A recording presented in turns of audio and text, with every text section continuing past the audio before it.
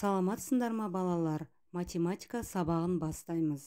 Сабақтың тақырыбы өнімділік, бірлескен жұмыс.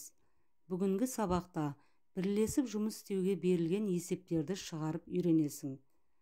Балалар, бірінші тапсырмаға назар аударамыз. Кәсіби мереке демалыс күні болып есептелмейді. Бірақ достарыңды, таныстарың мен туыстарыңды құттықтауға болады. Шамалардың бірдей мәнін тап. Сонда сен мына мамандық иелерінің өз мерекелерін қай күні атап өтетіндіктерін білетін боласың. 169 сағат тең 7 тәулік 1 сағатқа. Олай болса, геологтар күні сәуірдің алғашқы жексенбі күні атап өтіледі. 800 минут 13 сағат 20 минутқа тең. Демек, полиция күні 23 маусымда аталып өтеледі. 385 секунд 6 минут 25 секундқа тең. Кеншілер күні тамыздың соңғы жексенбісінде атап өтіледі. 607 секунд 10 минут 7 секундқа тең. Мұғалімдер күні қазанның алғашқы жексенбісінде атап өтіледі. Жұптық жұмыс. Есепті шығару жоспарын құрастыр. 2 баспахана 1200 кітап басып шығару қажет. Яғни мұны біз А деп аламыз. А жұмыс, яғни бұл жұмысты білдіреді. А 1200 кітап. Бірінші баспахана барлық кітапты 6 күнде. Яғни мұнда өнімділігі, бірінші баспахананың өнімділігін біз Т деп аламыз. Т1 деп. Т1 6 күн. Яғни бірінші баспахана барлық кітапты 6 күнде басып шығарады. Ал екіншісі 12 күнде басып шығарады. Олай болса, оны Т2 деп аламыз, 12 күн деп жазып қоямыз. Бұл екінші баспахананың өнімділігі. Бірлескен өнімділікті табу үшін біз В бірлескен деп жазып, белгісіз деп қоямыз. Ал енді екі баспахана бірлесіп жұмыс істегенде барлық кітаптарды қанша күнде басып шығарады. Яғни бұны біз Т белгісіз деп жазамыз. Ал енді есептің шешуін бірге тауып көрейік. Яғни бірінші баспахананың өнімділігін табу үшін біз 1200 кітапты 6 күнге бөлеміз. 200 кітап күн. Яғни бірінші баспахана күніне 200 кітап басып шығарады. Ал енді екінші баспахананың өнімділігін табу үшін 1200 кітапты 12 күнге бөлеміз. 100 кітап күніне басып шығарады. Екі баспахананың бірлесіп істеген жұмысын табу үшін біз 200 кітапқа 100 кітапты қосамыз. 300 кітап күніне басып шығарады. Яғни екі баспахана бірігіп жұмыс жасаса, 300 кітапты күніне жасайды. Ал енді 1200 кітапты қанша күнде басып шығарады? Ол үшін біз 1200 кітапты 300 кітап күнін қосамыз, бөлеміз. Сонда 1200-ді 300-ге бөлгенде 4 күн болады. Демек, жауабы екі баспахана бірлесіп жұмыс істегенде кітаптарды 4 күнде басып шығарады. Есіңде сақта, бірлескен өнімділікті табу үшін екеуінің еңбек өнімділіктерін қосу керек. Бірлесіп еңбек еткен екі қатысушының жұмыс уақытын білу үшін орындалған жұмыс көлемін бірлескен өнімділікке бөлу қажет. Бірлесіп орындаған жұмыстың көлемін білу үшін бірлескен өнімділікті жұмыс істеуге кеткен уақытқа көбейту қажет. Әрбір есепті шығару жоспарын құр және оларды шығар. Сен қандай формулаларды қолдандың? Шебер мен шәкірті 3 сағат бойы бөлшектер дайындады. Яғни біз оны Т3 сағат деп жазамыз. Шебер сағатына 20 бөлшек. Ал шәкірті дәл сондай уақытта шебердің жасаған жұмысының жартысын орындады. Олай болса, шебердің өнімділігі 20 бөлшек сағатына. Ал шәкірттің өнімділігі бізде шебердің жасаған өнімділігіне қарағанда соның жартысына тең болып тұр. Яғни 2-ден 1 бөлігіне. Екеуі бірлесіп қанша бөлшек жасайды? Олай болса, есептің шешуін тауып көрейік. 20 бөлшек сағатты 3 сағатқа көбейтеміз.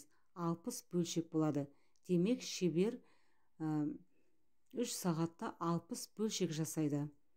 Ал енді шәкіртінің жасаған бөлшегін табу үшін біз 20 бөлшек сағатты 2-ге бөлеміз. 10 бөлшек сағатына. Демек шәкірті 1 сағатта 10 бөлшек жасайды.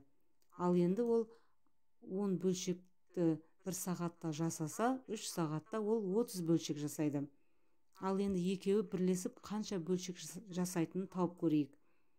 60 бөлшекке 30 бөлшекті қосамыз, 90 бөлшек болады. Жауабы екеуі бірлесіп 90 бөлшек жасады. Балалар, біз бұл жерде қандай формуланы қолдандық? Яғни жұмысты табу үшін біз өнімділікті уақытқа көбейттік. Ал бірлескен өнімділікті табу үшін біз яғни шебер мен шәкіртінің жұмыс өнімділігін қостық.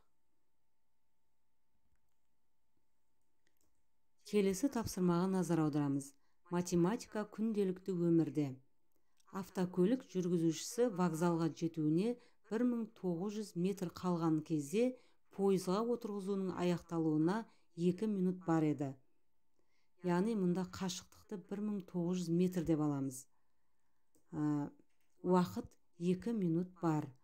Бірінші минутта ол 54 км сағат жылдамдықпен жүрді. Яғни бұны біз V1 деп аламыз. V1, яғни бірінші минутында 54 км сағатына жүрген. Қалған ара қашықтықты 1 минутта жүріп өтті. Яғни біз екінші жылдамдықты белгісіз деп аламыз. Ол қандай жылдамдықпен қозғалды? Жауабын километр сағатпен өрнектейміз. Алдымен біз 54 км сағатты метр минутқа айналдыруымыз қажет. 1 километрде 1000 метр бар. Демек біз 54-ті 1000-ға көбейтіп 60-ға бөлеміз. 900 метр минут болады. Ал енді осы біз жаңағы бірінші минутында ол қандай жылдамдықпен жүрді? Бірінші минутында 54 км сағат жүрді. Демек бізде оны метр минутқа айналдырғанда бірінші минутында 900 метр минут жүрген. Олай болса, біз 900 метр минутты 1 минутқа көбейтеміз. 900 метр жүреді. Яғни бірінші минутта ол 900 метр жүреді. Ал енді бастапқы 1900 метрден 900 метрді азайтсақ, бізде 1000 метр қалады. Осы 1000 метрді ол 1 минутта тағы жетіп жүріп үлгеруі қажет. Себебі ол вокзалға 2 минутта жетуі қажет. Ол үшін біз 1000 метрді 1 минутқа бөлеміз. Яғни ол екінші минутында 100 метр минутына жүрді. Ал енді біз осы 1000 метр минутына жүрді. Жолаушы автокөлік жүргізушісі екінші минутта 1000 метр минутына жүрген. Біз оны километр сағатқа айналдыруымыз қажет. 1000 метр минутты километр сағатқа айналдыру үшін 1000-ды 60-ға көбейтіп, оны 1000-ға бөлеміз. 60 километр сағат болады. Жауабы автокөлік жүргізушісі 60 километр сағатына жүрді. Сен зерттеушісің. Ойлан және жауап бер. Талғат, Берік, Қайрат үшеуінің әрқайсысы өздерінің әпкелерімен баққа алма жинауға барды. Әпкелерінің есімдері Сәния, Алуа және Толқын. Ұлдар өздерінің себеттерін тез алмаға толтырғаннан кейін әпкелеріне көмектесті. Бірақ ешқайсы өз әпкесіне көмектескен жоқ. Егер Берік Сәнияның себетіне бірнеше алма салғаны, ал Қайрат Сәния мен Толқынның себетіне бірнеше алма салғаны белгілі болса, онда ұлдардың әрқайсысының әпкесінің есімін ата. Алдымен біз кесте сызып аламыз. Кестеге ұлдардың есімін және әпкелерінің есімін жазамыз. Ал енді әр сөйлемге мұқият назар аударып оқимыз. Берік Сәнияның себетіне бірнеше алма салған. Демек, Сәния ол Беріктің әпкесі емес. Ал Қайрат Сәния мен Толқынның себетіне бірнеше алма салған. Демек, Сәния мен Толқын ол Қайраттың әпкесі емес. Олай болса Қайраттың әпкесі Алуа. Ал Беріктің әпкесі Сәния емес, Алуа емес, Беріктің әпкесі бізде Толқын болады. Ал Талғаттың әпкесі Сәния. Балалар, бүгінгі сабақ сендерге түсінікті деп ойлаймын. Сау болыңдар.